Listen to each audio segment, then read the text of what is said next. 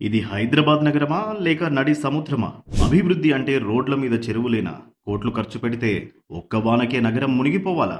ప్రభుత్వ హామీలు నీటి మూటలేనా? హైదరాబాద్ లో అసలు ఏం జరుగుతోంది తెలుసుకోవాలంటే ఈ వీడియో చివరి వరకు చూడండి. Welcome to global city Hyderabad. Sorry, global city కాదు, నిన్న రాత్రి పడ్డ వర్షానికి వాటర్ సిటీగా మారిపోయిన మన భాగ్యనగరం ఇది. ఒక రాత్రి వర్షానికి నగరం ఇలా మోకాళ్ల లోతు నీళ్లలో మునిగిపోయిందంటే తప్పెవరిది? వానదేవుడిదా లేక మనల్ని ఏలుతున్న ప్రభుత్వానిదా? చూడండి, రోడ్లు ఎక్కడున్నాయో వెతుక్కోవాల్సిన పరిస్థితి. వాహనాలు వెళ్లడం లేదు, ఈదుకుంటూ వెళ్తున్నాయి. డ్రైనేజీలు పొంగి పొరులుతున్నాయి. ట్రాఫిక్ గంటల తరబడి స్తంభించిపోయింది. ప్రజలు నరకం చూస్తుంటే పాలకులు మాత్రం ఏసీ గదుల్లో మౌనంగా ఉన్నారు. ఏటా ప్రవేశపెట్టే లక్షల కోట్ల నిధులేమవుతున్నాయి? ప్రణాళికలు ఎక్కడ పోతున్నాయి? ప్రతి ఏటా బాణలు పడతాయని తెలుసు, మరి ముందస్తు చర్యలేవి? కాంగ్రెస్ ప్రభుత్వం అధికారంలోకి వచ్చి ఇన్ని సంవత్సరాలు డ్రైనేజీ వ్యవస్థలో మార్పు ఎందుకు రాలేదు?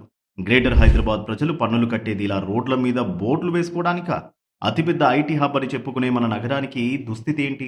ప్రభుత్వం ఇప్పటికైనా మాటలు కట్టిపెట్టి చేతల్లో పని చూపించాలి. లేదంటే వచ్చే వానకి హైదరాబాద్ అడ్రస్ గూగుల్ మ్యాప్స్ లో కూడా దొరకదు. కాంగ్రెస్ పాలనపై మీరేమంటారు? కామెంట్స్ లో చెప్పండి.